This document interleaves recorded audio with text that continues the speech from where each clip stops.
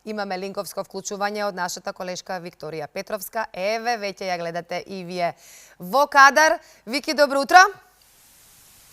Добро утро Иренче, добро утро и на сите ранобудници, нашите гледачи на утринската програма на телевизија Алфа. Ние ова утро ви посакуваме добро утро од Македонското собрание, од каде што ќе споделиме повеќе информации за системот Безбеден град, кој што еве четврти ден функционира. Имено и за законот за прекршоци, за измените на законот за прекршоци. Денес ќе говориме одовде со претеничката Емилија Ангелова од редовите на ВМРО-ДПМН.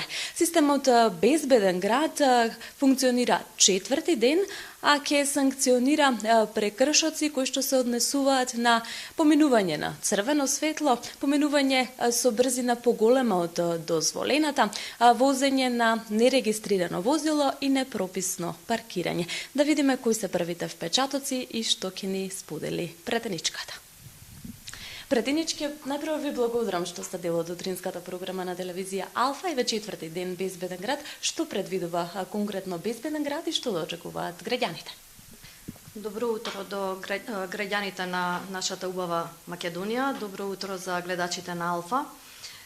Она што предвидува овој Безбеден град е безбедност на сите граѓани, почнувајќи од човекот како индивидуа, го заштитува пред се граѓанинот, човекот и работи во интерес на граѓанинот. Значи, Безбеден град е практично она кое што велиме, сакаме да стигнеме безбедно дома. Сакаме да бидеме дел од убавата приказна во Скопје и во сите останати градови каде што се имплементира Безбеден град.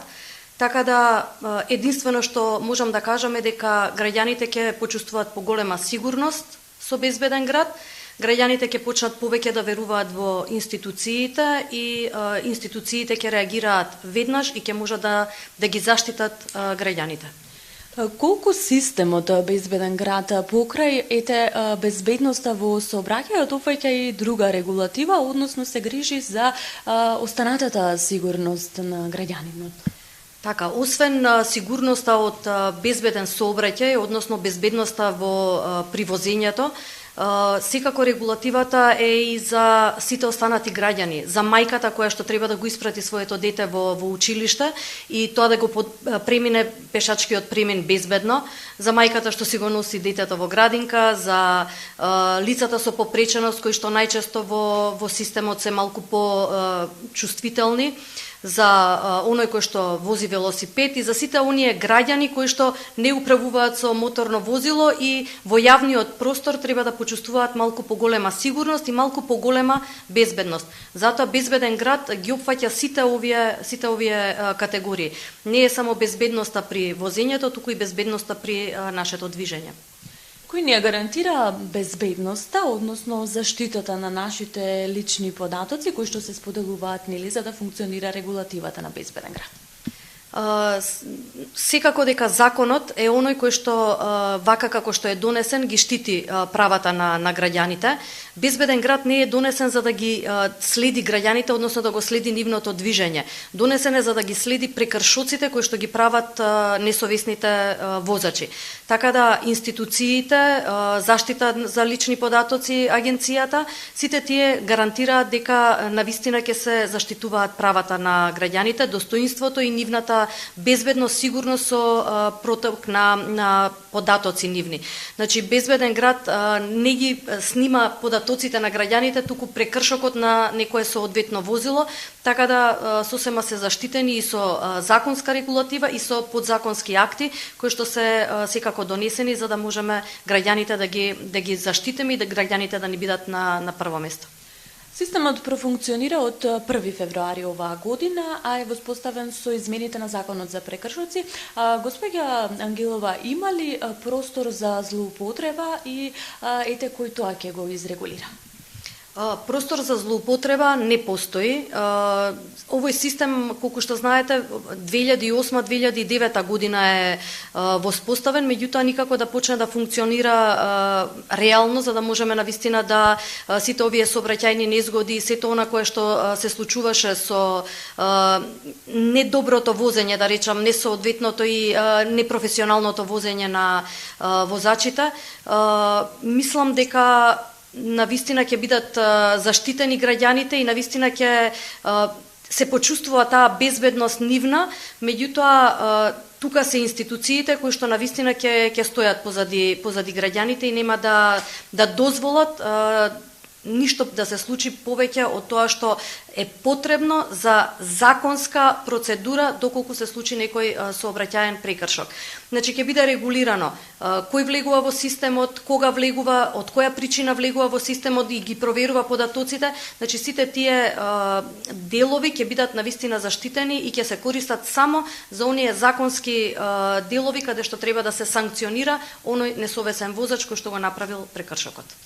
Дел од граѓаните граѓаните имено се со поделени мислења, дел од нив велат дека ова е нешто најдобро што можеше да се случи досега во Македонија и конкретно во главниот град, а дел веќе излегоа и на протести. Имено вчера чинам дека се блокираше патот Битола-Ресен, односно група граѓани протестираа против високите казни, велат, и од земените возила од Safe City. Како ќе го искоментирате тоа како човек кој што бил директно вклучен и во измените на законот и во носењето на Safe City? Да.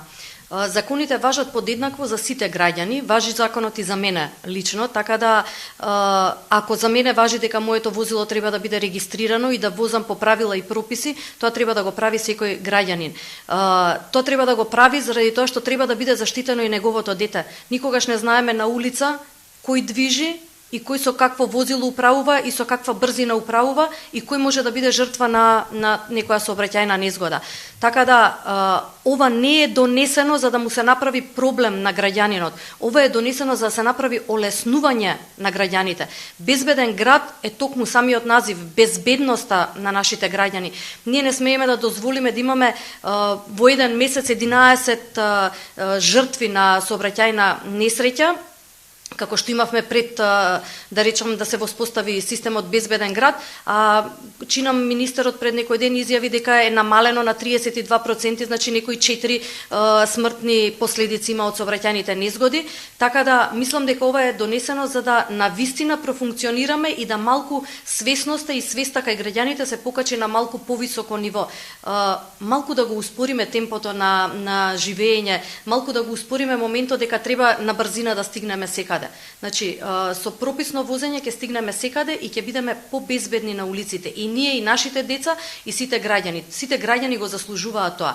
Не може мал број на несовесни граѓани да ги држат останатите граѓани под пресија и да бидат несигурни на македонските улици. Така да, мислам дека треба да важи законот за сите. Не мислам, туку тврдам дека треба да важи законот за сите, идентично како што важи и за мене.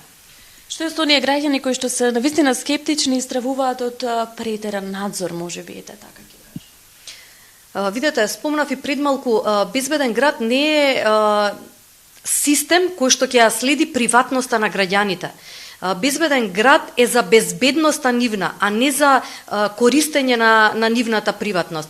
Така да сите оние кои што се скептични за во однос на безбеден град може да бидат спокојни дека навистина ниту една нивна информација, ниту фотографија, ниту ништо ќе излезе во етер, заради тоа што навистина системот ги контролира сите овие дејанија. Значи ова е конкретно за да бидеме ние безбедни на улиците. Еве како жена сакам да се вратам подоцна или имам седница подоцна на работа, се враќам дома подоцна, јас сакам да бидам безбедна во јавниот простор.